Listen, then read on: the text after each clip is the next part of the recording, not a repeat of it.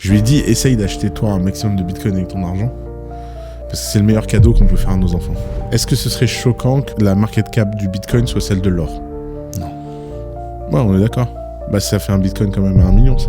J'y comprends rien. Il y a Larry Flint qui m'appelle tous les jours en me disant que bitcoin is fly for quality. Dans le gouvernement, les gens qui viennent avec des solutions top-down pour notre bien, etc., finissent tous par être des fascistes. Tu vois, c'est comme Peanuts aux US, l'écureuil, là.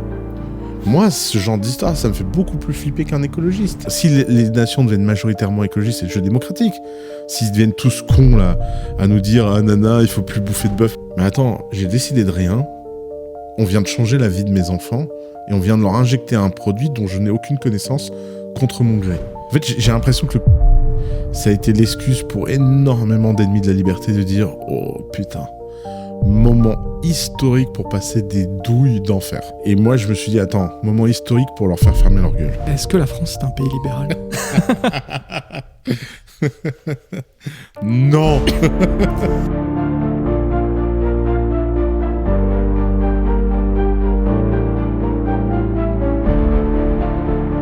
Il y a des gens en France qui ne savent plus qui tu es.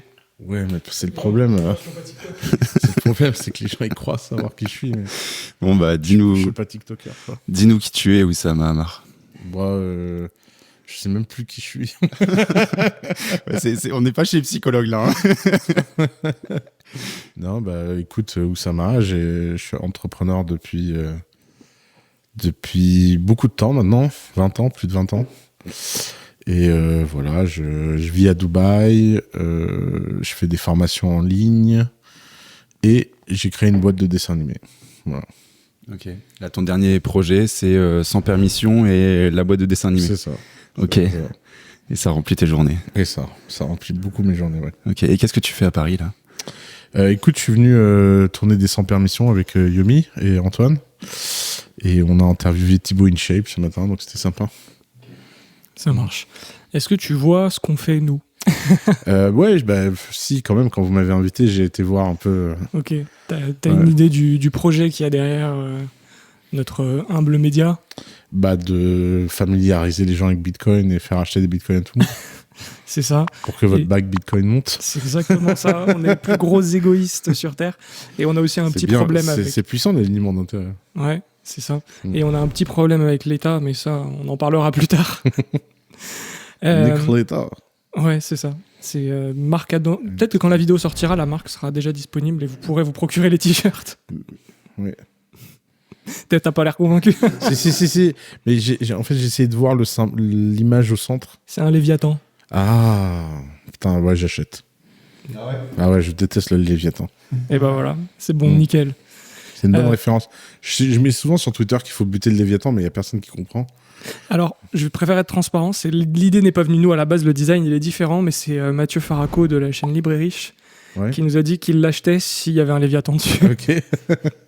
La chaîne Libre et Riche, je connais pas. Tu connais pas ? C'est une grosse chaîne. Il a 215 000 abonnés. Ah ouais, putain. Wow. Et il fait du super contenu. Allez le suivre, même si je pense que tous ceux qui sont abonnés à nous le suivent déjà. D'accord. Mais il fait des bons contenus. Et c'est lui qui nous a suggéré le design.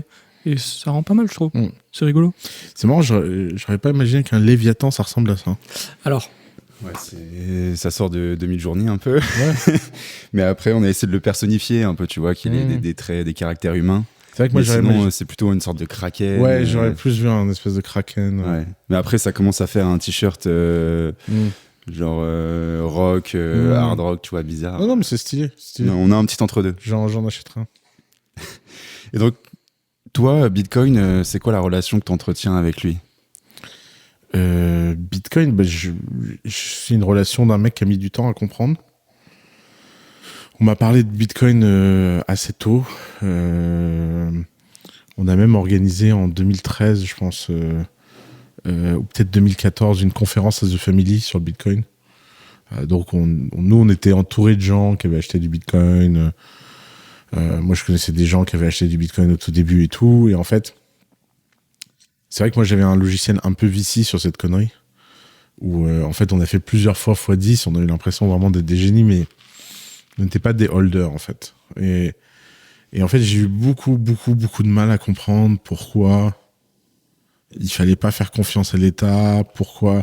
Je me disais, mais à quoi ça sert ? une réserve de valeur décorrélée des États. Tu vois. Parce que les États, c'est solide. Ils veulent notre bien. Ouais, bah, bon, je suis quand même libertarien depuis très longtemps, donc je pense pas qu'ils veulent me bien. Mais pour moi, c'est pas parce qu'ils veulent pas notre bien qu'on n'a pas un alignement d'intérêt avec eux sur le fait qu'ils sont garants de la valeur de tous. T'as pas besoin d'avoir besoin que l'État te veuille du bien pour lui faire confiance sur le fait, sur la monnaie et tout. Mais j'ai eu un nervous breakdown moi, avec le. Je me souviens toute ma vie. J'étais à la maison et je regarde la courbe du M2, qui est la masse monétaire en circulation aux US. Et je regarde la courbe comme ça et je fais, mais le site, il y a un bug.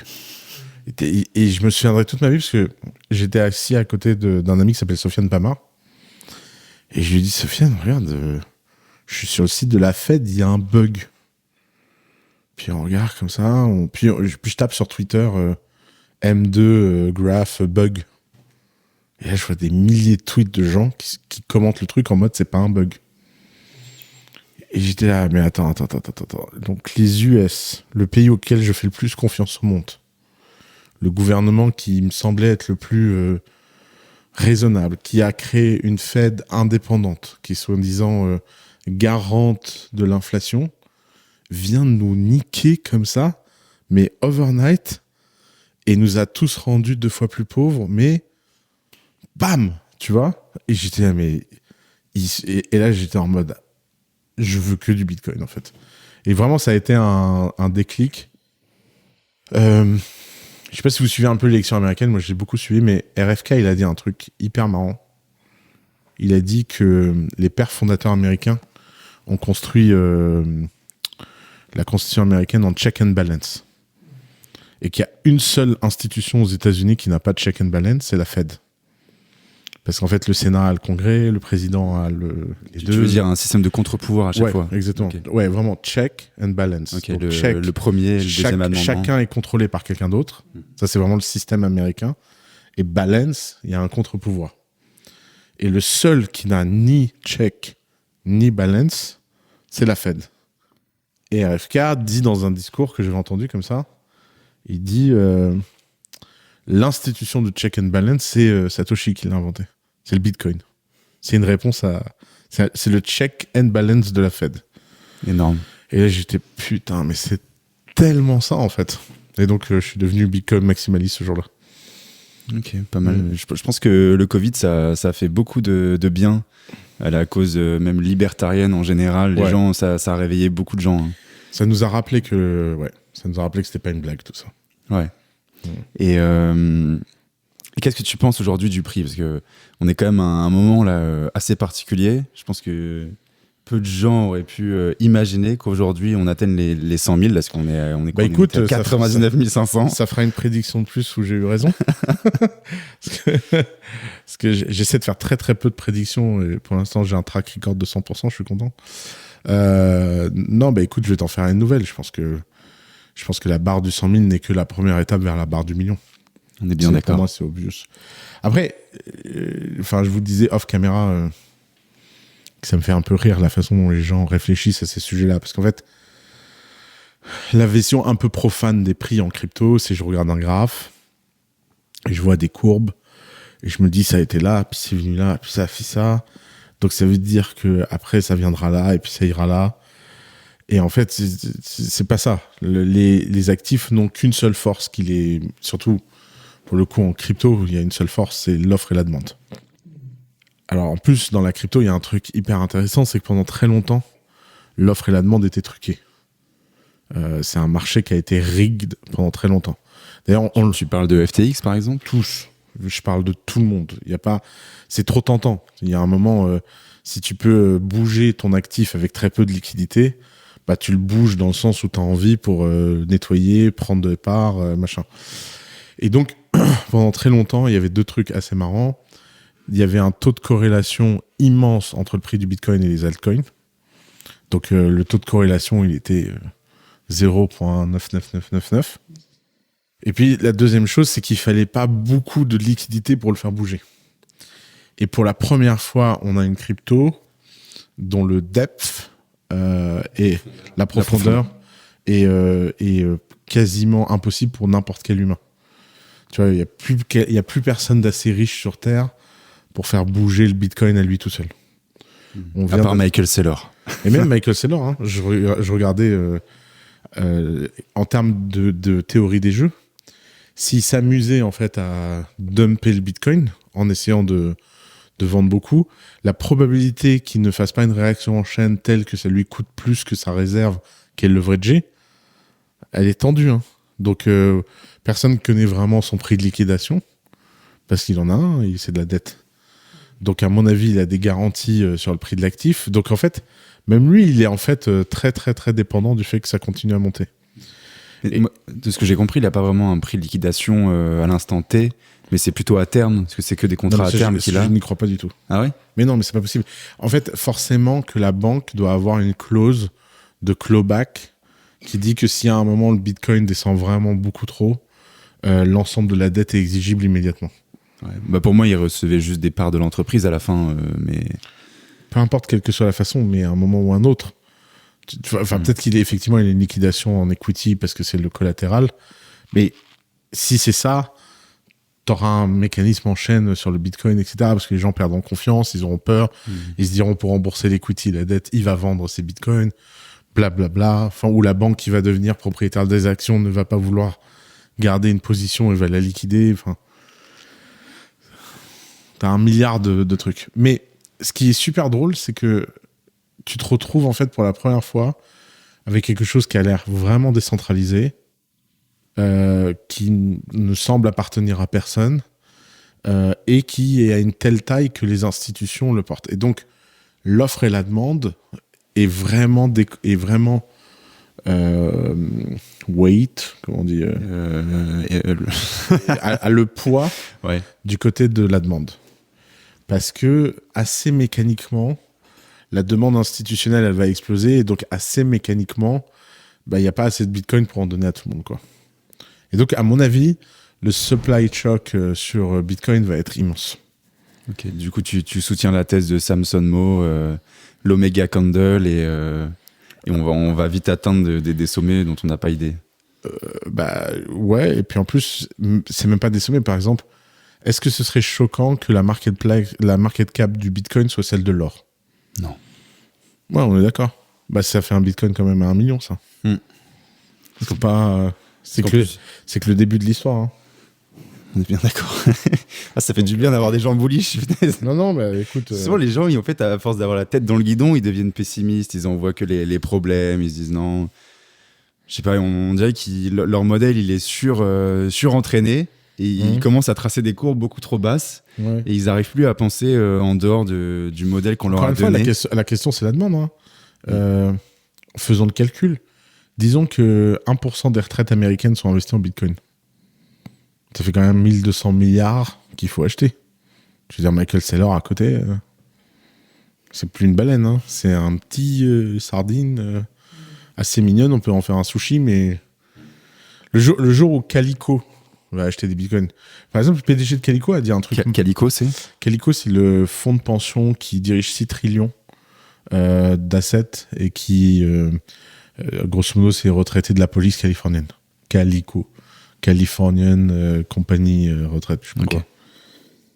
Tu vois, lui, par exemple, il a dit, voilà, moi, Bitcoin, j'en sais rien, j'y comprends rien. Il y a Larry Flint qui m'appelle tous les jours en me disant que Bitcoin is fly for quality. Il dit, je suis pas compétent. En plus, il est assez marrant, il dit, j'ai rien compris. Il m'a expliqué la blockchain. J'ai mal à la tête. Et après, il dit, bon, après, on serait bête de pas en acheter 100 ou 200 milliards pour voir, tu vois. Moi aussi, je vais aller comme ça. Et je pense que c'est ce que les gens du monde de Bitcoin ne comprennent pas. Ils ne savent pas ce que c'est ce monde institutionnel. Et l'autre truc qu'on sous-estime énormément, et d'ailleurs, c'est pour ça que moi, je ne crois pas à l'alt-Cézanne.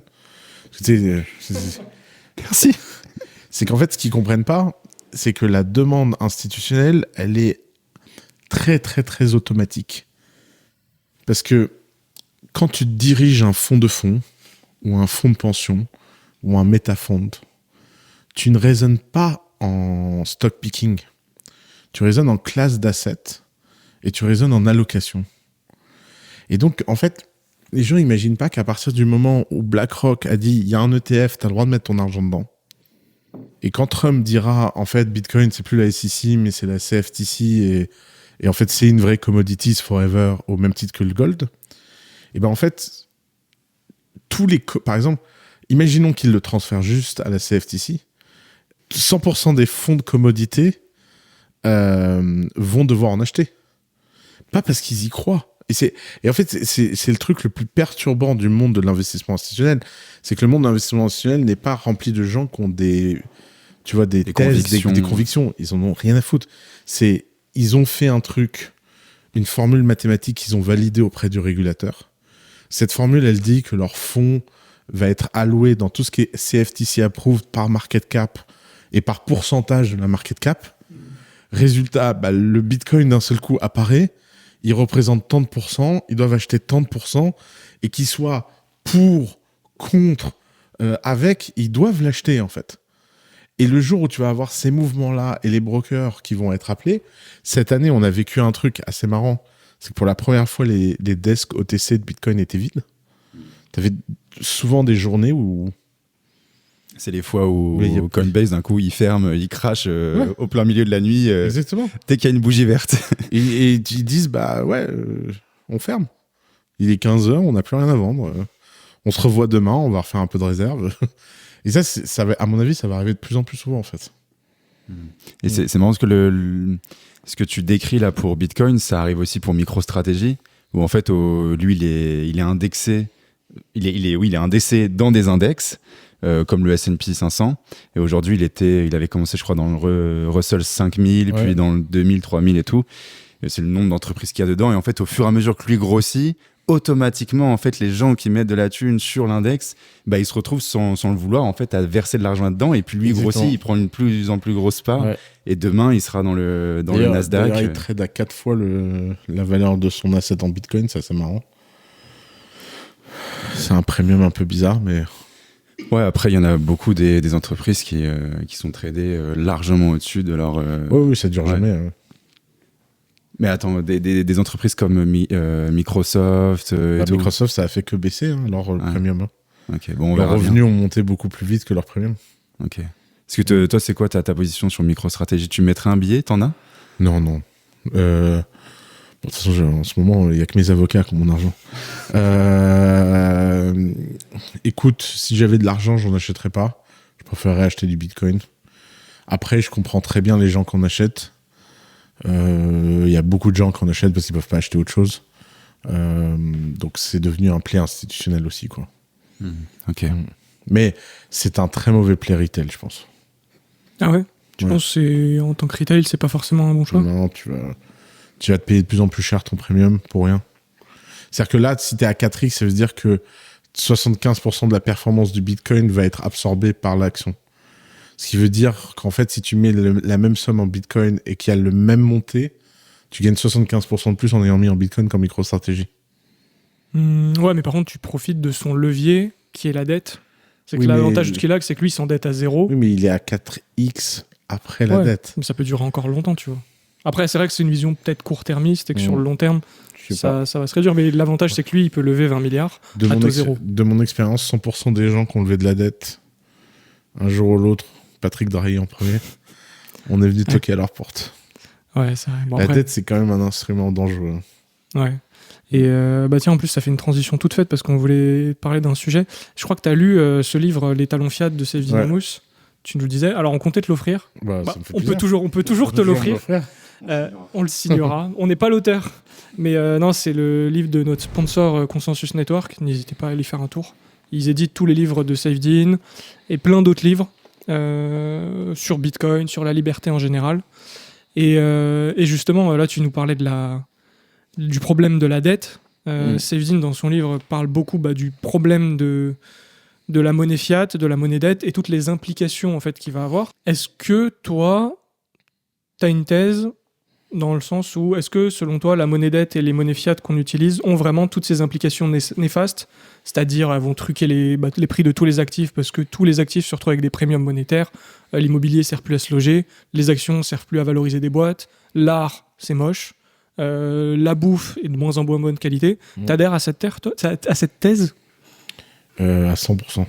Ok. Alors, je vais essayer d'ajouter un peu de valeur ajoutée par rapport à cette thèse. J'ai appris quelque chose dans ma pratique d'investisseur, c'est qu'un actif n'a que 2 prix. Soit il est surpricé, soit sous-pricé. De ma carrière, je n'ai jamais vu un actif pricé. Par exemple, je pense que le Bitcoin est sous-pricé. Je pense que Nvidia est surpricé. C'est évident. Comment ? Assez évident. Voilà, exactement. Après, et t'as plein de choses qui font débat parce que t'arrives pas à voir si c'est surpricé ou sous-pricé. Tu vois, est-ce que Oussama Hamar est surpricé ou sous-pricé ? C'est une question que je me pose tous les jours. Eh ben, dites-le en commentaire. Donc, ça, c'est la première chose. Et en fait, si on regarde un peu, si on rentre un peu, parce que comme je sais que vous êtes un peu technique là-dessus, si on rentre un peu dans la théorie économique, l'économie classique, libéraux et tout, il y a l'idée que les marchés sont à l'équilibre. Mais j'ai mis très longtemps à comprendre que l'équilibre, ça voulait pas dire au bon prix. Parce qu'en fait, le truc complètement dingue que tu comprends avec l'expérience, c'est qu'en fait, l'équilibre n'est que l'équilibre de l'offre et de la demande, mais ça veut juste dire équilibre de transmission de l'information. C'est pas un équilibre du type on a trouvé la vérité. Ouais. Et je sais pas vous, mais un peu bêtement, je trouve quand on commence à lire ces choses-là et qu'on est jeune et tout, et qu'on lit les marchés sont à l'équilibre, on a un peu l'idée, les marchés c'est formidable, c'est incroyable, ça révèle la vérité. Non. Il n'y a pas de vérité. En fait, personne n'a la vérité. Ça révèle simplement la façon dont les actifs vont se transférer et la façon dont le marché va pouvoir faire circuler en fait les biens, l'argent, les services, le temps, l'énergie. Et l'État fiat, il a niqué ça. Il a niqué beaucoup de choses par le fait d'avoir déformé. Alors, pour moi, il y a un truc dont il ne parle pas là-dedans et que je trouve être beaucoup plus grave que l'émission de dette, qui sont les incitations fiscales. Ouais, c'est vrai. Quand on voit... En fait, parce que qu'est-ce que c'est une incitation fiscale ? C'est une dette cachée qu'un État émet pour inciter à un moment donné une partie de l'économie à se comporter d'une façon déraisonnable. Ouais. Et en fait, ce qui est fou, c'est que si on présentait les niches fiscales en dette, on pèterait des câbles. Ouais, tu m'étonnes. Mais on les présente non pas en manque à gagner, on les présente, je te prends moins d'impôts, donc c'est neutre. On voit pas ce qu'on perd. Or, si le taux d'imposition il est 33 et je t'enlève, on devrait se dire la dette que l'État vient de se créer. Par exemple, si je dis t'achètes un panneau solaire, tu payes pas la TVA, l'État devrait, dans ses comptes, je propose cette réforme de comptabilité, assez technique d'ailleurs, c'est que l'État devrait dire, on aurait dû toucher tant de TVA, donc on doit à la communauté, on doit à la collectivité ce nombre, et on devrait voir l'impact que ce nombre a sur l'efficacité de l'État. Et bien sûr qu'ils le feront pas, parce que le jour où on va commencer à faire ça avec les niches, on va se rendre compte que 99% des niches, en fait, ne fonctionnent pas. Oui, bien sûr. Elles coûtent beaucoup plus qu'elles ne rapportent. Et ça, en fait, ça nous met dans une situation où, en fait, l'État passe son temps à distordre la valeur réelle des actifs. Au final, ouais, il a créé cette dette et on la voit et elle a une implication, c'est l'inflation. Ouais, parce qu'en fait, à chaque fois qu'il fait ce genre de truc, c'est que c'est trop invisible, quoi. Ouais. À chaque fois que son budget n'est pas à l'équilibre, après il émet de la dette est rachetée par les banques et puis ils émettent de l'argent et puis t'as un coefficient plus multiplicateur qui est juste incroyable. On a fait une vidéo en plus avec un mec là récemment qui est vraiment très très calé, absolument pas connu, qui s'appelle Babar le complotard et qui nous a vraiment décrit. Il est cagoulé avec des lunettes et lui il a passé son temps à décortiquer ce qui se passe et les balance sheets, les comptes de la Fed, des grandes banques et tout, et tu te rends compte vraiment que l'actif, le sous-jacent maintenant de toute l'économie, c'est la dette des États. Et on parle de l'or et tout, mais en fait, ça c'est rien. Genre, aujourd'hui, elles sont... on ne sait pas si c'est naturel ou si en même temps, il y a une sorte de coercition, mais elles utilisent que de la dette des États. Et donc, c'est vraiment le collatéral de toute l'économie. Et donc, à chaque fois qu'eux, ils s'endettent, ils le font pour zéro. En fait, elles sont contentes d'avoir de la dette, elles en veulent, parce que sinon, elles ne peuvent pas après faire des multiplicateurs sur leurs réserves. Et moi, je voulais juste revenir sur un truc, sur les niches fiscales dont tu parlais, c'est qu'en plus, les niches fiscales, c'est le truc le plus injuste qui existe, dans le sens où c'est ultra discrétionnaire, c'est-à-dire on va décider arbitrairement, un mec dans son bureau, il va se dire tiens, ça, c'est ok, ça, c'est pas ok. Et on le voit en France, je pense que je suis quasiment champion du monde là-dessus, c'est que la plupart des niches fiscales, c'est pourquoi 1% ça va concerner les 1% les plus riches la plupart du temps. C'est ce qui fait qu'un mec qui, je sais pas, à partir de 20-30 millions de patrimoine va payer moins d'impôts qu'un mec qui en a 2. Et c'est là où les gens comprennent pas en plus, c'est qu'ils se disent ouais, c'est pas juste, il y en a qui payent pas assez d'impôts et tout, mais en fait c'est pas en augmentant les impôts globaux que ces gens-là vont payer plus, parce que t'as tous ces trucs de niche que les gens comprennent pas du tout, et bah pour ça il faut un budget avocat fiscaliste de fou furieux en fait, et là les gens ne comprennent pas, donc ouais, je trouve les niches fiscales, et après je pense qu'il en parle pas dans son bouquin parce que c'est aussi propre à chaque pays. Et je sais pas si les US sont aussi tordus que nous sur le sujet, c'est pareil. Catastrophique. Ok. C'est vraiment les US, l'IRS aux US. Tu sais, il y a 2 drames historiques sur l'IRS aux US. Premier drame, c'est que le FBI n'arrivait pas à mettre Al Capone en prison. Les sénateurs ont donné des pouvoirs de police à l'IRS pour mettre Al Capone en prison. Et ils ont ouvert une boîte de Pandore ce jour-là qui ne s'est jamais refermée. Qui est que vraiment, aux US, t'as peur de tout. T'as peur de rien sauf de l'IRS. Moi, tous les ans, la tax season aux US, mais c'est mon... du 1er avril au 30 avril, je suis en sueur. Okay. Et tu payes très très cher. Tu vois, t'en arrives aux US, c'est très courant d'avoir 2 comptables. Parce que t'as tellement peur qu'il y en ait un qui fait une erreur que t'en payes 2. Ok. Tu vois, c'est... Ouais, l'initiative, elle est pourrie. Et je sais pas si vous avez déjà vu un formulaire fiscal US. Ouais, vite fait pour la monétisation YouTube, par exemple, typiquement. Ouais, bah tiens, ton W8N, là. Ouais. Mais quel sketch, quoi. C'est incompréhensible. Moi, j'ai jamais compris. Tu comprends pas ce que tu remplis, tu comprends pas ce que tu signes. Il y a des cases dans tous les sens. Il y a des exemptions. Tu vois, la dernière fois, je regardais une vidéo et le mec, il disait, ouais, personne ne connaît l'exemption 1067 du Code général des impôts. Et dans ma tête, je me dis, attends, 1067, mais il y en a combien d'exemptions? Et en fait, il y en a des dizaines de milliers, en fait. Ok, ouais, non, c'est une dinguerie. Non, c'est une dinguerie. Ok. Et pour continuer sur la dette, possiblement, toi, tu t'imagines ne jamais vendre tes bitcoins, alors? Alors, non seulement, je pense qu'il faut pas les vendre, mais j'espère pouvoir faire très vite plus d'argent pour en acheter beaucoup plus. Ok. Et ça me fait chier. En fait, franchement, ça me fait chier d'être à un moment de ma vie où j'ai jamais eu aussi peu de cash de ma vie. Et j'ai jamais eu autant de contraintes sur ma capacité à gagner de l'argent. Au moment où je sens qu'on va passer une étape qui me rend malade, quoi. Là, tu te dis, il y a un potentiel de fou furieux sur Bitcoin, et je peux pas rentrer dedans. Ça me fait trop chier. Ouais. Merde. Parce que nous, on réfléchissait aussi à des solutions, parce qu'on dit c'est trop bête de devoir vendre alors qu'il y a des fiat qui se tapent une inflation de dingue.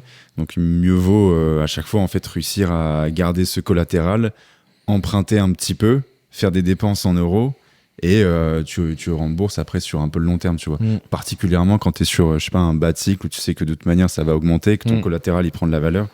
Et il y a notamment comme ça une solution qui s'appelle Firefish, et qui permet de faire ça en Europe, où en gros, en plus tu peux le faire des 2 côtés. C'est à la fois tu déposes des euros, et comme en fait le funding rate il est énorme sur Bitcoin parce que tout le monde veut faire du levier, et tu peux déposer des euros, et les bitcoiners ils sont prêts à te les prendre pour 10% et plus. Et c'est incroyable. Et de l'autre côté, tu peux avoir comme ça des offres, et c'est pas mal. Et toi, tu serais preneur de ce genre de solution? Non, pas de levier, pas de dette. Okay. Pas de levier, pas de dette. C'était vachement ça. Hein, c'est la clé du bonheur. Est-ce que c'est un lien avec la religion, ce genre de choses? Parce que je sais que il y a des religions qui sont très claires là-dessus. Je suis pas religieux. Effectivement, j'y avais pas pensé, mais non, je suis pas religieux. Ok. Non, la dette, c'est... Enfin... T'as eu de mauvaises expériences? Ah non, mais c'est plus que des mauvaises expériences. De ma vie, tous les gens que j'ai vus se ruiner, c'est avec la dette. C'est un truc de fou, la dette. C'est vraiment...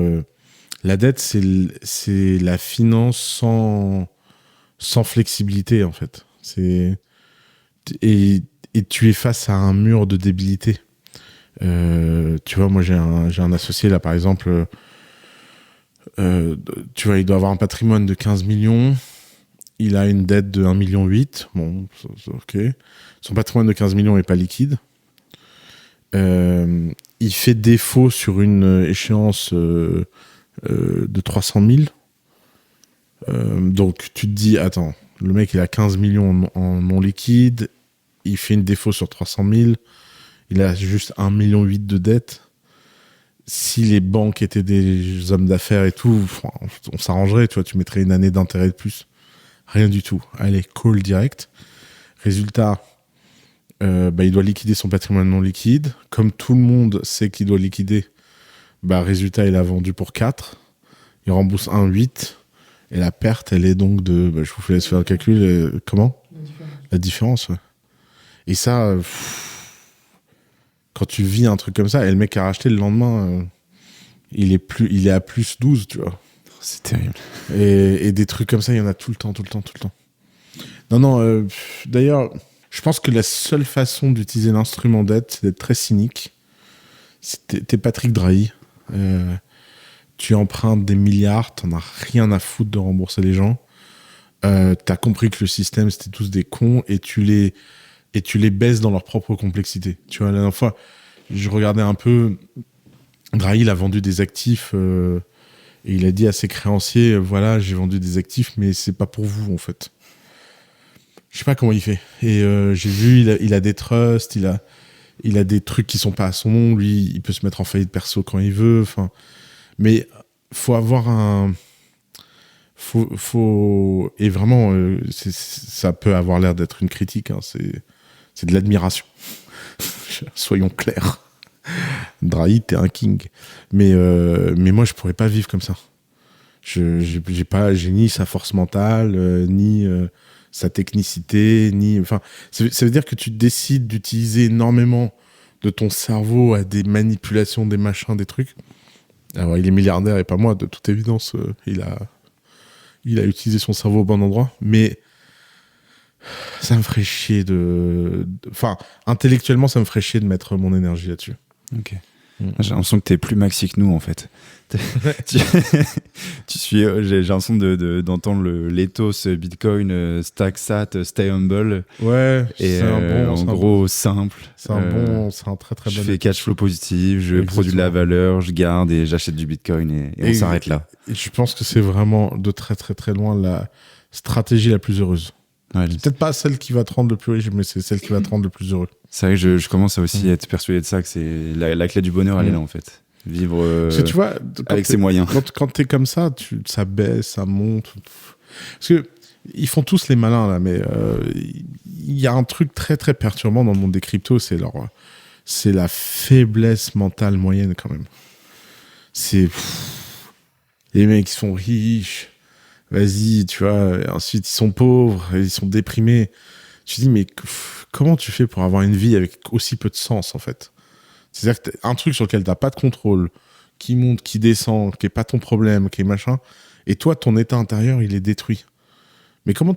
En fait, c'est une forme d'esclavagisme pour des gens qui se disent libertariens, maximalistes, sortis du système et tout. Je me dis, écoute, t'es rentré dans un système encore plus dingue, en fait, tu vois. Donc non, moi, d'ailleurs, c'est marrant, j'ai dit à ma femme, je lui ai dit, essaye d'acheter toi un maximum de Bitcoin avec ton argent, parce que c'est le meilleur cadeau qu'on peut faire à nos enfants. C'est ça ma vision, moi, de Bitcoin. C'est même pas pour notre génération, en fait. Ouais. C'est un des rares trucs où tu peux te projeter en te disant, je suis en train de mettre de l'argent dans un actif qui va commencer à faire sens dans 40 ans. C'est trop cool. C'est pas... Tu vois, par exemple, tu te dis, je vais acheter un immeuble pour mes enfants, tu leur donnes que des emmerdes. Je suis là, le truc, il faut changer la toiture. Tu vois, moi, j'ai construit un manoir en Normandie qui a fait couler beaucoup d'encre. Mais tu vois, ma mère, elle me disait, c'est trop beau, tu pourras donner ça à tes enfants.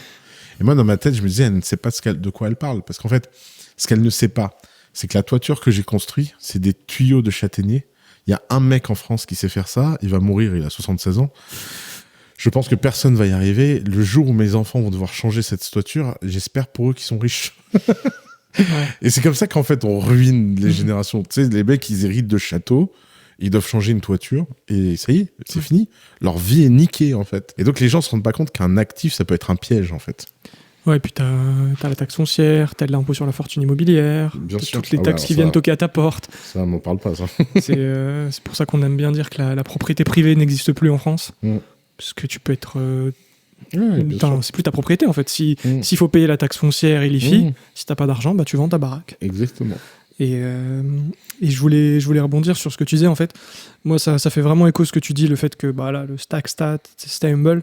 C'est vrai que moi, j'ai jamais bien dormi. Avant, on avait une phase, on l'a déjà raconté plein de fois, des gènes en 2021, machin. Tu prends la liquidité de 30% d'un token, tu mettais tout ton patrimoine sur des plateformes louches.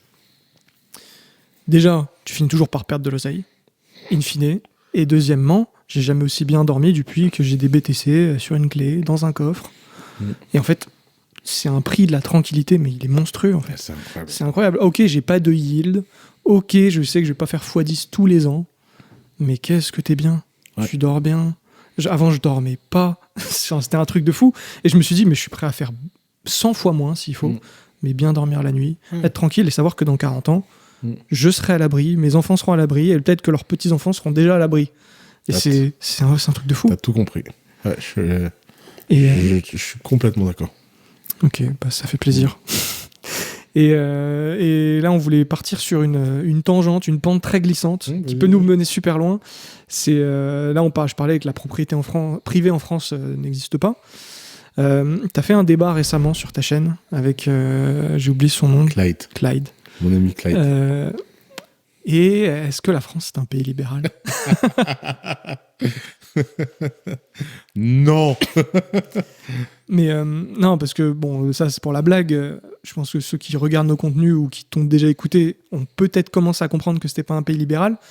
Mais comment toi t'as eu ce déclic et à quel moment tu t'es dit, parce que moi je trouve, en tout cas pour te suivre depuis très longtemps, depuis je pense les premiers coups d'État et The Family, j'ai l'impression que tu as viré beaucoup plus libertarien, du moins tu t'en parles beaucoup plus. Non, dans ton discours, ça se ressent plus, je trouve. Ouais, c'est parce que avant je parlais pas de ça. Ok. Comment t'as eu ce... moi je peux te dire comment je suis devenu libertarien. Je suis devenu libertarien à 16 ans. Donc c'est un des rares trucs de ma vie qui a pas changé et qui est François Brémondy, professeur de philosophie à Tours en terminale. Peut-être le seul prof de philo pas gauchiste de France.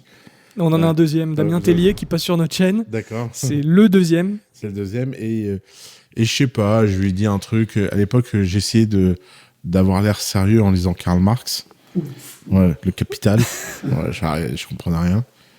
Et il me voit avec ce livre et il me dit: ah, jeune homme, vous voulez pas lire quelque chose d'intéressant plutôt? Et moi, je lui dis: oui, communiste, la lutte.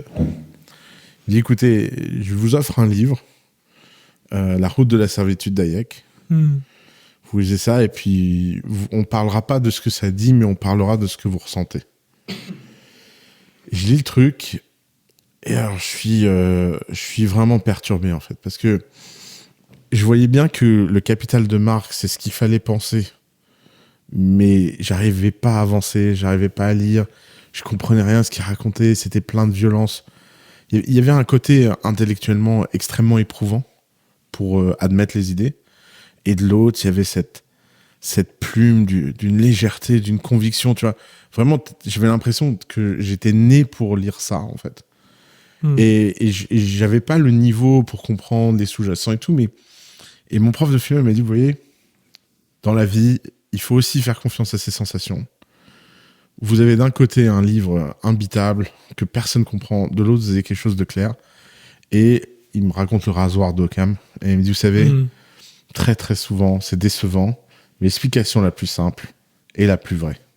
Ouais, je trouve que c'est vraiment, au final, la conclusion à laquelle on arrive à chaque fois, c'est que nous, ce qu'on essaie d'expliquer via de la philosophie libérale, les principes capitalistes, c'est simple. Les gens veulent pas se le foutre dans le crâne, mais c'est pas compliqué. Non. Et dès qu'on essaye de te dire que c'est compliqué, que tu peux pas comprendre, qu'il y a une subtilité, mais qu'en fait, si on fait ça et qu'on met cette règle, ça pue. Ça pue et on essaye tout le temps de t'enfumer. Et ceux qui sont... J'ai jamais entendu quelqu'un me dire: j'ai lu Le Capital et c'est comme ça, je l'ai fini. C'est impossible à lire. Il y a aussi la théorie générale de Keynes, il paraît que c'est une merde absolue. Je l'ai pas lu. Moi, je suis en train de lire un commentaire d'Henry Hazlitt, qui est un libertarien américain, qui le commente et qui le démonte, que j'invite tout le monde à lire. Il est vraiment pas mal. Mais pareil, c'est illisible, c'est rempli de sophismes. Bah, regarde Piketty avec son livre sur les inéqualités. Le livre le moins lu de l'histoire d'Amazon. Il a le prix, ouais. Parce que sur Amazon Kindle, tu peux voir ce que les gens lisent. Ok. Donc je crois que le 0,1% du livre a été lu. C'est incroyable. Ouais. Oh, la stat folle. Elle est folle, hein. Mais tout le monde est là à se gargariser. Ouais. Et donc, moi, là, à ce moment-là, j'ai dit, bon, ok, il faut... Et donc là, j'ai commencé à lire beaucoup.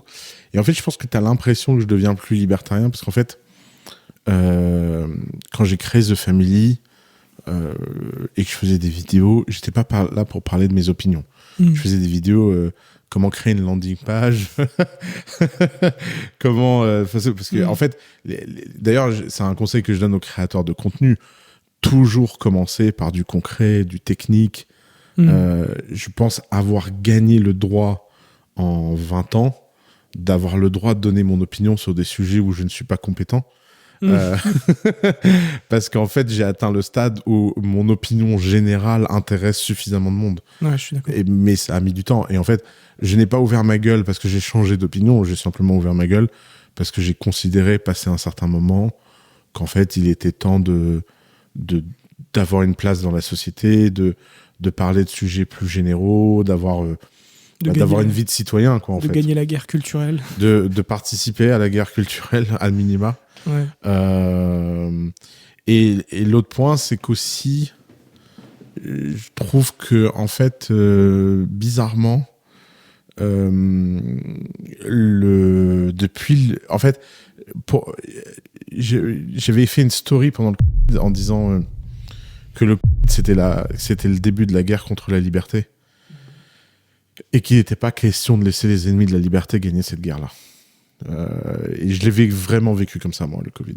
En fait, j'ai l'impression que le Covid, ça a été l'excuse pour énormément d'ennemis de la liberté de dire « Oh putain, moment historique pour passer des douilles d'enfer. » Et moi, je me suis dit « Attends, moment historique pour leur faire fermer leur gueule. » Donc voilà, donc je pense que la guerre, elle a commencé à ce moment-là. Et c'est aussi pour ça que j'ai commencé à beaucoup plus ouvrir ma gueule là-dessus.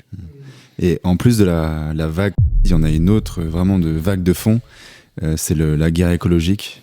Et elle, je trouve qu'elle est particulièrement violente aussi, elle est très insidieuse, et je trouve qu'elle est très très difficile à déconstruire. Tu trouves qu'elle existe, toi ?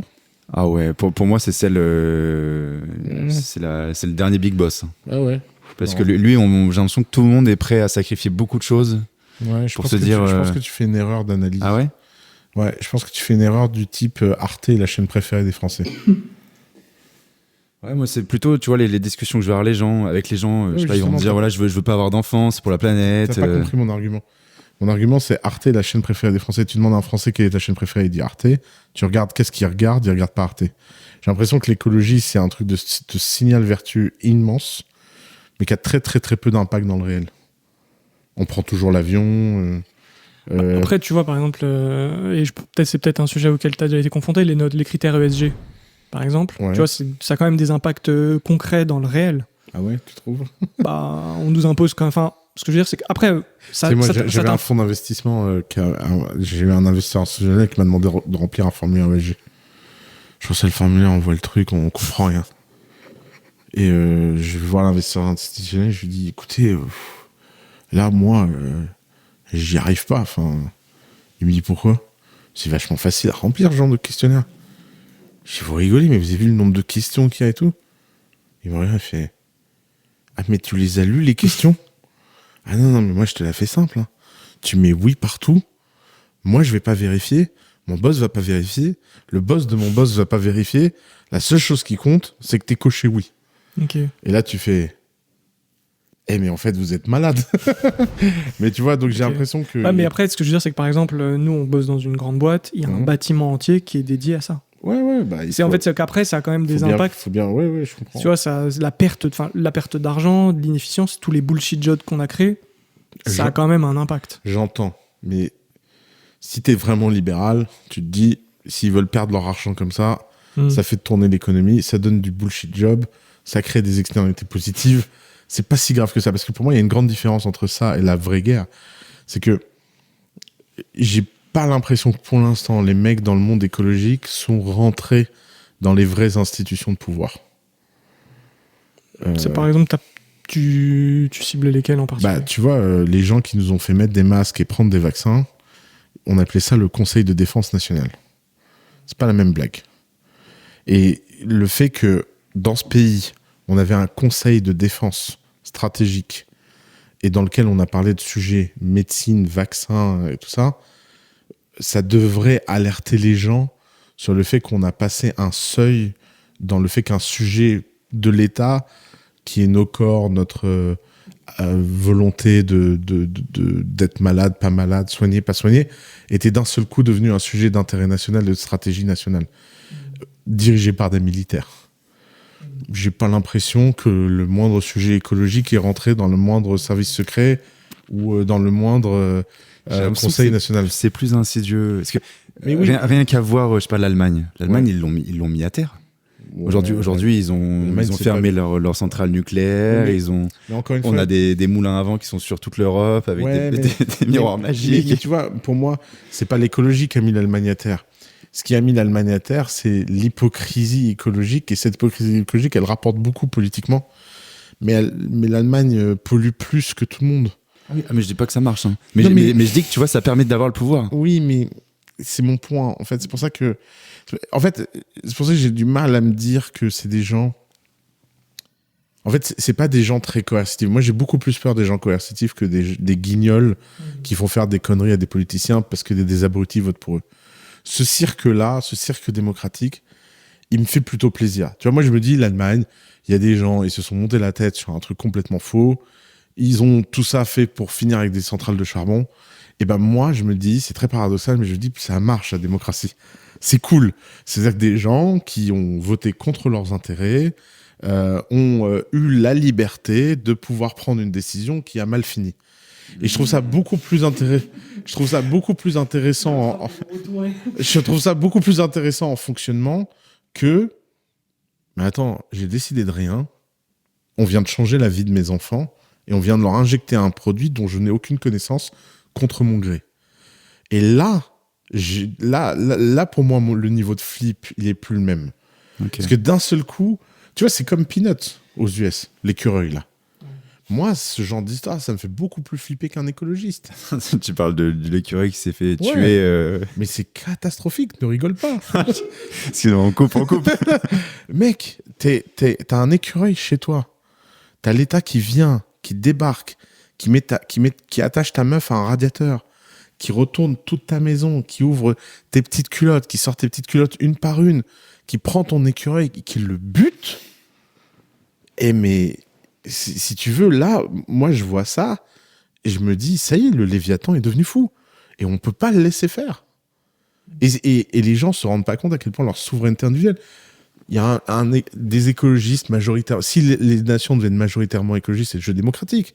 S'ils deviennent tous cons, là, à nous dire, ah nana, il faut plus bouffer de bœuf. Ouais, ok, bon, c'est pas grave. Tu vois, du moment que moi, dans ma ferme, je peux bouffer mon bœuf, qu'on vienne pas de me faire chier, et qu'à l'école, on n'en mette pas de bœuf parce qu'on ne veut pas que l'argent de l'État... Ok, très bien. S'ils ont décidé ça, ils ont bien le droit de décider ça. Mais pour moi, c'est pour ça qu'il faut faire une distinction immense entre le rapport de toi à toi, et est-ce que le gouvernement rentre dedans, et le rapport de toi à autrui, qui est le fonctionnement de la société, où il faut bien qu'on se mette d'accord sur des choses, quoi. Et donc, j'ai pas l'impression que les écologistes soient si dangereux que ça, quoi. Ok. Et qu'est-ce que tu ferais du gouvernement ? Tu le réduirais à quoi, toi ? Moi, j'aimerais bien... on fait justice, police, armée, et on supprime tout le reste. Minarchisme. Comment ? Minarchisme. Let's go. J'aimerais vous offrir l'opportunité de découvrir, d'étudier et même d'approfondir vos intuitions sur Bitcoin, comme je l'ai fait il y a plusieurs années, notamment avec les livres de Saifedean Ammous, comme l'étalon Bitcoin ou l'étalon Fiat. Et ça tombe bien parce que le partenaire de cette vidéo n'est rien d'autre que Consensus Network, la maison d'édition qui fait la traduction de ces mêmes livres. Mais ce n'est pas tout. Ils éditent également des livres d'auteurs français comme Pierre Noisa avec son livre L'énergie, la face cachée de la monnaie, ou l'excellent L'élégance de Bitcoin de Ludovic Lars que je vous recommande absolument. En tout cas, si je peux vous donner un conseil, n'attendez pas et foncez acheter vos premiers livres sur Bitcoin si vous n'en avez encore jamais acheté, ou continuez vos apprentissages avec les livres de consensus. Mais ça peut aussi être une super bonne idée de cadeau que vous pouvez faire à n'importe qui dans votre entourage. Pour la petite anecdote, j'ai moi-même offert des livres consensus à mon père et même à des collègues pour leur faire découvrir Bitcoin, parce que je savais que tout simplement je ne serais pas capable d'expliquer Bitcoin et tous les concepts qui l'entourent aussi bien que les nombreux auteurs qui sont présents chez Consensus. Je vous mets un lien dans la description qui vous permettra d'accéder à la boutique, c'est un lien affilié qui nous permettra de toucher une petite commission, ça permet de soutenir la chaîne, et si vous l'utilisez avec le code HowToBitcoin, vous profiterez de moins 10% sur l'ensemble des livres de la boutique. Merci à Consensus de nous faire confiance, et moi je vous laisse avec la vidéo. Et là, je sais pas si tu t'es déjà intéressé un peu à l'utopie anarcho-capitaliste. Ouais, bien sûr. T'en penses quoi? Moi, c'est mon rêve. Moi. Donc t'es aussi utopiste, mais tu sais que dans la réalité, ça finira jamais par marcher. Ça fonctionnera pas comme ça, mais... Ok, mais c'est un truc qui te plaît. Mais tu vois, Millet est en train de... Vous avez écouté son interview, là? On est en train, chez Lex. Enfin, il est en train, il me fait la... Ouais, alors, d'abord, moi j'ai découvert qu'en fait, il était très, très, très chaud théoriquement. C'est un monstre. Mais, waouh! Et je suis pas au niveau. Genre, ouais, vraiment, je me suis dit, il a été beaucoup, beaucoup plus loin que moi. Et d'ailleurs, ça m'a motivé. Je me suis dit, ma bonne résolution de l'année 2025, je me retape tous les livres. Et je me les retape à 38 ans. Donc, à mon avis, ça va être plus intéressant que quand je me suis tapé à 20 ans où je comprenais pas grand-chose. Juste par curiosité, t'as des idées de référence? Il les a tous cités dans son interview. Ok. Donc, je reprends tout. Okay. Et en plus, il a donné l'ordre dans lequel il les a lus et tout. Et j'étais là, c'est génial, je vais faire la même. Donc ça, déjà, il m'a truc. Ensuite, il a déclaré être anarcho-capitaliste. Et j'étais là, ah ouais. Donc en fait, le mec, il est chaud quand même. Parce que avoir réussi à conquérir le pouvoir avec une idée pareille... Ouais. Donc, avec une tronçonneuse. À la fouella. Non, il est monstrueux, ce mec. Ouais. Il est vraiment chaud. Et c'est vrai que quand tu l'écoutes, je conseille les gens d'aller l'écouter, l'interview. Tu sens l'esprit du mec. En plus, il a un sérieux, une maîtrise de lui et tout. Je trouve qu'il te calme. Hein. Et il parle pas un mot d'anglais, c'est trop drôle. Et ouais, on a parlé. Je sais plus si c'était hors caméra ou non, mais les élections américaines, t'en as pensé quoi, toi? Moi, j'ai suivi... C'était pro-Harris. J'ai suivi ça avec beaucoup de passion. Avec beaucoup de détails. Trump 1 n'est pas Trump 2. Équipe hors du commun. Vivek avec Doge est en train de nous donner une masterclass. Alors, tout le monde parle d'Elon Musk dans Doge, mais Elon Musk, c'est un entrepreneur génial, etc. Mais c'est pas un mec du monde du gouvernement.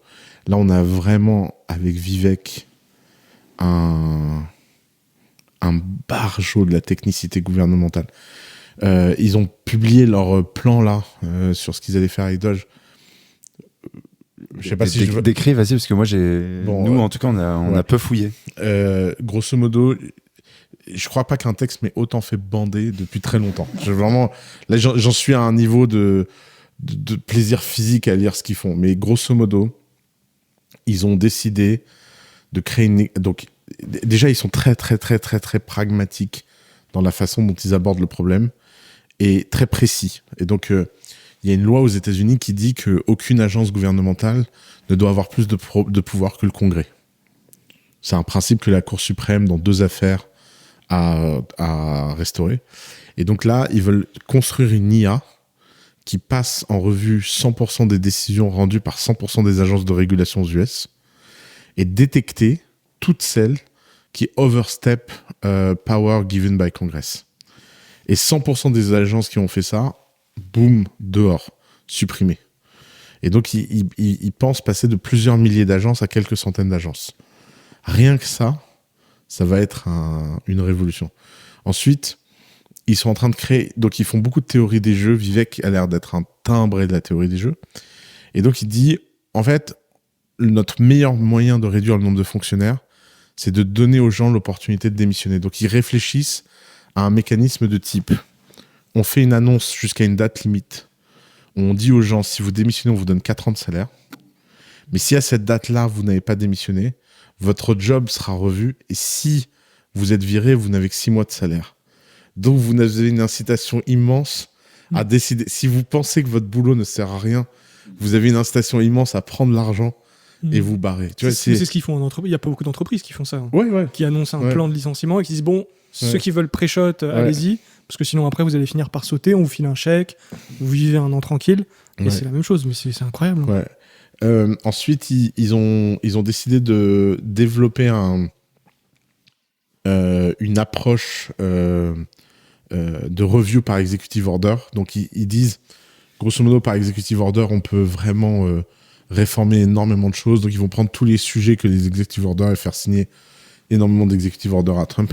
Donc, non, c'est vraiment enthousiasmant. J'ai vraiment l'impression que RFK, Elon et Vivek et J.D. Vance pensent que Trump, c'est un idiot utile et qu'il a des qualités humaines sincères en termes de leadership, de trucs, mais qui comprend rien et que donc il suffit juste de le flatter pour pouvoir mettre en place une politique vraiment ambitieuse. C'est une bonne théorie.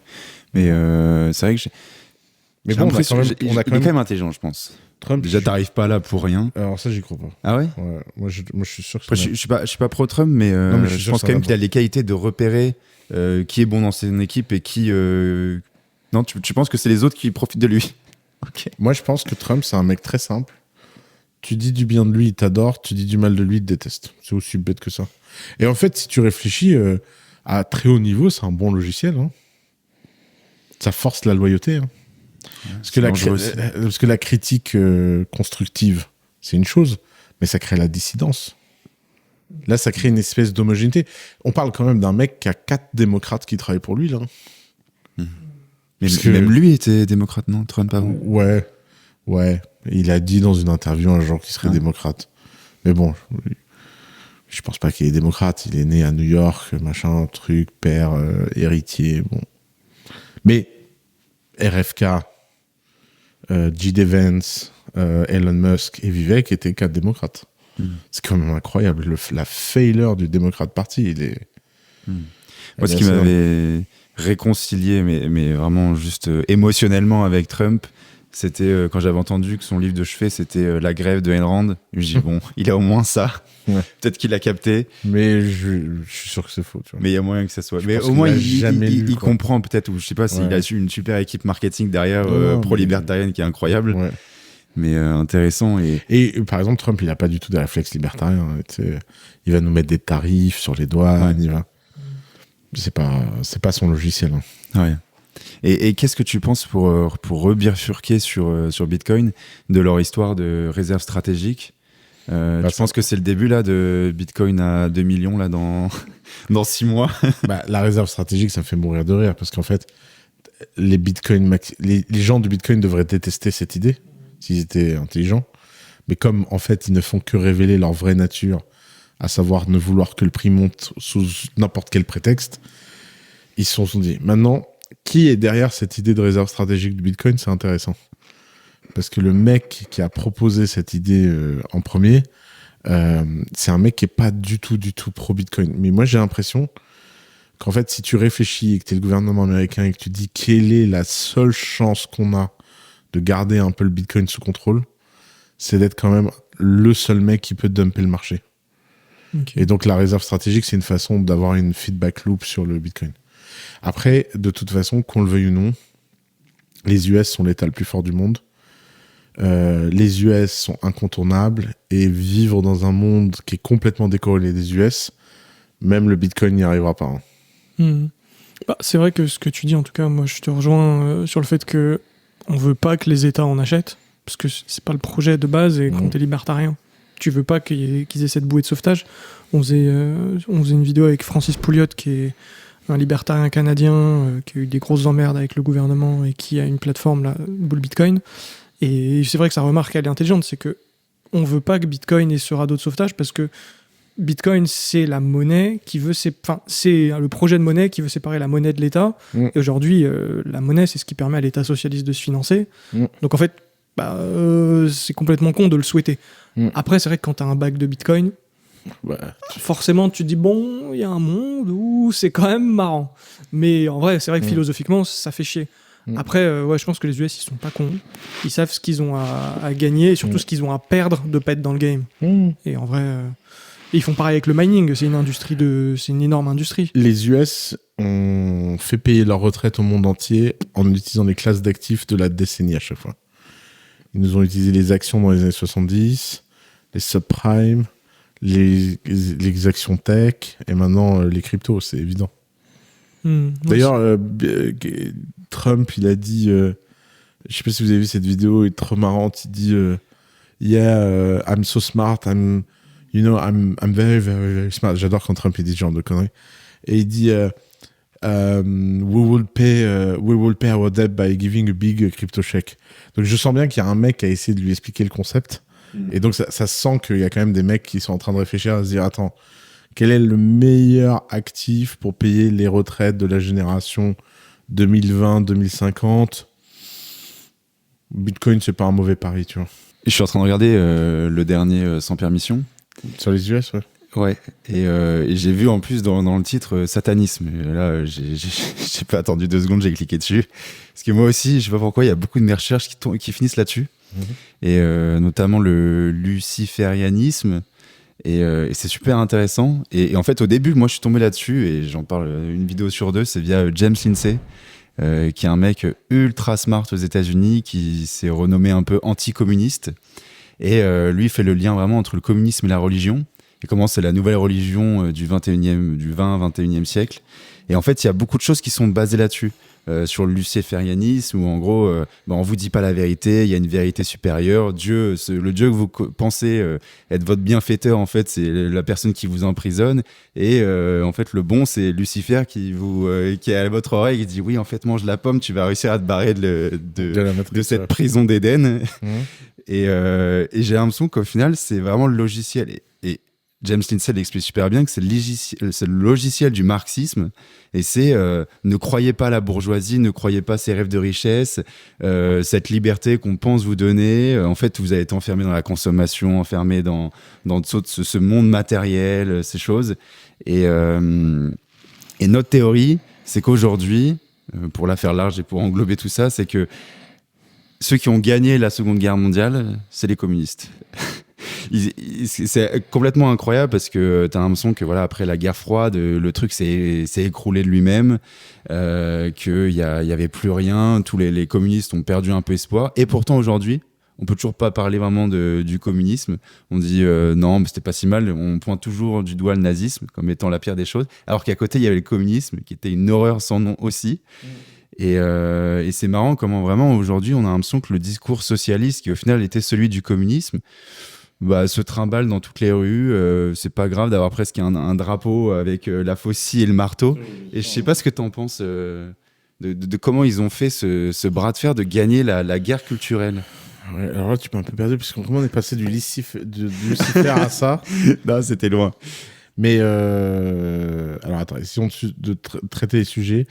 Moi, le thème Lucifer, c'est un thème qui me fascine depuis très longtemps. Je le cite dans le podcast, ce poème là d'Hamilton, Le paradis perdu. J'aime trop cette idée. J'aime trop l'idée qu'on s'est tous pris une douille. En fait, bizarrement, depuis enfant et depuis l'adolescence, j'ai cette idée qu'en fait, le monde n'est qu'une guerre fractale à toutes les échelles entre la liberté et le contrôle. D'un côté, il y a les partisans du contrôle, de l'autre côté, il y a les partisans de la liberté, et que les partisans de la liberté, pour l'instant, sont pas en position de force. Voilà, et que donc Lucifer, tout ça, c'est que truc. Après, problématique là-dedans, c'est qu'il y a quand même beaucoup de gens qui prennent Lucifer. Quand tu dis sataniste, machin, il y a quand même beaucoup de timbrés qui prennent ça littéralement. Donc, tu vois, ils prennent la volonté du démon et la volonté du pacte comme un truc un peu direct. Donc ça, c'est pas ce qui m'attire là-dedans. Le communisme, comme toute idée absolue, a quelque chose d'extrêmement dangereux parce qu'elle prétend avoir la vérité. Le libertarianisme est l'une des rares idéologies qui m'a toujours attiré, parce que c'est l'une des rares idéologies qui admet qu'on ne peut pas comprendre le réel. C'est pour ça qu'il ne faut pas intervenir. La fameuse main invisible d'Adam Smith, dont n'importe quel gauchiste à 2 balles se fout, disait c'est la main invisible. En fait, ils comprennent pas que c'est une métaphore extrêmement forte du fait que justement elle est invisible, on peut pas la voir. Et que en fait, elle marche. On constate empiriquement que quand on n'intervient pas avec suffisamment de temps, bizarrement les choses finissent par aller. Mais il y a quelque chose chez tous les intellectuels et tous les gens intelligents. Il y a cette hubris de croire qu'ils peuvent comprendre. Il y a cette hubris de croire il suffit de faire la bonne chose, il suffit d'avoir le plan, il suffit... Et tu le vois dans tous les domaines. Dans les startups, les gens qui démarrent et qui ont des business plans et des trucs, eh ben, ils se plantent. Les gens qui écoutent le marché, réagissent, itèrent, vont avec énormément d'humilité découvrir ce qui marche et ce qui marche pas, ils réussissent. Dans le gouvernement, les gens qui viennent avec des solutions top-down pour notre bien, etc., finissent tous par être des fascistes. Je veux dire, c'est flippant. Moi, j'en suis à un point où à chaque fois que j'entends un mec qui m'explique qu'il veut faire quelque chose de bien, je suis en alerte maximale. Je me dis, le mec va nous niquer. Parce qu'en fait, il y a un espèce de truc. T'es là-haut, t'es en altitude, tu regardes le problème, tout a l'air simple. Puis, en fait, c'est toujours... Tu rates toujours d'1 centimètre la solution. Et là, tu commences à buter tout le monde pour que le carré il rentre dans le rond. Tu vois, et c'est pour le bien. C'est parce que je suis un mec bien. Et tu dis, vas-y, mettons des connards là-haut. Parce qu'en fait, les connards, bizarrement, ils s'en battent les couilles des gens et des solutions et tout. Ils sont là pour leur intérêt. Et ils sont reposants. Parce que c'est simple. Tu vois, moi, j'aimerais beaucoup qu'on ait des gens à la tête du gouvernement qui aiment le pognon. Parce que les gens qui aiment le pognon, ils sont simples. Ils ont du pognon, ils sont heureux. Ils ont pas de pognon, ils se disent comment gagner du pognon. Ils sont pas là à essayer de nous niquer avec une espèce de conception abstraite du bien qui s'impose à nous. Et c'est dangereux, en fait, ces conceptions abstraites. Et on peut prendre tous les domaines. Tu vois, la médecine, on voit bien que la médecine occidentale a un problème. J'ai pas besoin d'être un complotiste, un machin. Bien sûr que la médecine a fait des progrès immenses, mais les médecins, avec leur position de force, leur abus, leur domination, ils en sont à aliéner tout le monde. Tu vas chez le médecin, il ne t'écoute pas. Et en fait, les gens sont là à aller voir des chamans et des je sais pas qui, et les médecins, ils regardent ça de haut en disant « Monsieur, vraiment des abrutis ». Mais non, mes frères, en fait, ces gens-là écoutent, toi t'écoutes pas. Alors ces gens-là sont pas efficaces, toi t'es efficace, mais t'as réussi à rendre un truc qui a fait avancer l'humanité, le faire reculer, parce que ton putain d'ego, parce que tu penses que t'as tout compris, que le réel décrit, que t'as pas besoin d'écouter, que t'as pas besoin d'itérer, que t'as pas besoin de t'adapter. Et en fait, c'est vraiment, à mon avis, il y a un problème dans l'éducation, il y a un problème dans ce truc de l'école. Si tu regardes, l'école, c'est une fabrique à psychopathes, parce qu'elle prend tous les gens les plus intelligents, et elle leur donne la sensation qu'ils sont supérieurs. Parce qu'on donne des problèmes trop simples à l'école. Quand t'es premier de la classe en primaire, t'as l'impression d'être le roi du monde, alors que tu ne devrais jamais avoir cette sensation. On devrait jamais donner à un enfant la sensation que sous prétexte il a fait 2 + 2 = 4, vas-y, t'es champion, toi. Et Serge. J'ai encore le melon de mon brevet de maths blanc. Tu vois où j'étais le meilleur de la classe. Et encore aujourd'hui, je suis capable de te citer la phrase de la prof et ma réaction. Voilà. C'est un truc de ouf. Et c'est très dangereux, en fait. Ouais. Et c'est une fabrique à psychopathes. Ouais, je suis d'accord. Pour rebondir sur ce que tu disais, c'est vrai que, par exemple, la médecine alternative, c'est juste un truc qui a émané du marché parce qu'en fait, bien sûr, le système est broke. Mais tu parles de l'éducation, de la santé. Moi, ce que je vois comme point commun là-dedans, c'est que c'est des simulations communistes. Ouais. C'est-à-dire qu'il y a un contrôle des prix, que ce soit des médicaments, de la consultation, un contrôle des salaires, qui est aussi un contrôle des prix parce que les salaires, c'est un prix. Il y a un contrôle de la quantité de médecins. Et on faisait une réflexion la dernière fois dans la vidéo. Il y a quand même des mecs en France qui se disent on va prévoir le nombre de médecins dont on aura besoin dans 20 ans. Et c'est un truc de fou. Et ça, ce niveau de prétention, il est quand même chaud. Mais imagine le niveau d'arrogance. En vrai, c'est vrai que pour être socialiste, il faut être arrogant. Il faut être méga arrogant. Il faut avoir un sacré melon. L'éducation, l'éducation, c'est chaud. Et d'ailleurs, c'est pour ça que ça attire autant les gens qui sont bons à l'école. Hein. Ouais. C'est un système qui s'entretient au final. C'est ça qui est encore pire. Et je pense qu'en France, on a la plus grosse culture de ce truc pourri où faut faire l'école pour atteindre. Enfin, l'ENA, c'est quand même un concept formidable. Alors, former des gens, enfin des technocrates, c'est quand même profondément français et con à la fois. Et surtout, toi, tu penses que du coup, tout ça, privatiser l'école, la santé, etc., nos problèmes. Bien sûr. Tu penses pas qu'on va devenir tous débiles et qu'on va tous crever dans la rue? Parce que non, mais je te dis ça parce qu'il y en a premier degré. Ils nous disent oui, regarde, on va tous mourir dans la rue, nos enfants vont devenir bêtes.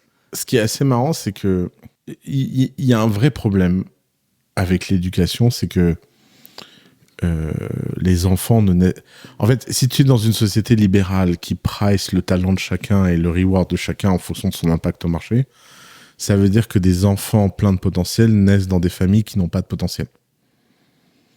Parce que tu as des parents qui déconnent et les enfants payent le prix de ça. Mais quand tu réfléchis en termes de société libérale, c'est l'un des problèmes les plus simples à résoudre du monde. Il suffit de donner à tout le monde de l'argent pour payer des écoles privées. Okay. Parce qu'en fait, les gens confondent le fait d'avoir un système concurrentiel et d'avoir un système non solidaire. Okay. C'est très très simple d'avoir de la solidarité. Il suffit juste de prendre l'externalité négative et de l'absorber collectivement comme une assurance. Et c'est pour ça que les mécanismes d'assurance sont des mécanismes tellement efficaces et libéraux. On ne peut pas, dans une société, avoir tout le monde qui prend la bonne décision au bon moment. Et bien sûr qu'il y a des gens qui prennent des mauvaises décisions qui leur coûtent très cher. Mais tu as deux façons de voir le problème. Soit tu empêches les gens de prendre cette décision, et en fait, en empêchant ces gens-là, tu empêches tout le monde de créer de la valeur. Ou tu dis, bon, bah, de toute façon, il y a X% de gens qui, en permanence, vont être expulsés du système. Et ça sert à ça, les assurances. Ça sert à couvrir collectivement la prise de risque individuelle. Et de la même façon que si tu tombes malade et que tu as une assurance privée, tu te fais soigner parce que tout le monde ne tombe pas malade en même temps, bah, tu pourrais avoir la même chose pour les chocs économiques, en fait. Et le fait que l'État n'arrive pas à penser en assurance et veuille penser en prévention, en évitant les problèmes, c'est là où, en fait, commence l'absence de liberté. Donc toi, tu serais favorable, par exemple, je crois que c'est en Suède, ils font ça, le chèque école. C'est du génie, le chèque école. Donc tu réintroduis la concurrence, les écoles sont privées, mais tout le monde a un accès à l'école. Et après, si tu veux, généralement, je suppose que ça fonctionne comme ça, si tu veux la meilleure école, il faudra rajouter de ta poche, je suppose. Ce qui est fou, c'est qu'avec le chèque école, tu n'as rien besoin de rajouter. Faut juste être sélectionné. Ok, donc c'est un mécanisme de sélection ensuite. Ouais. Ok.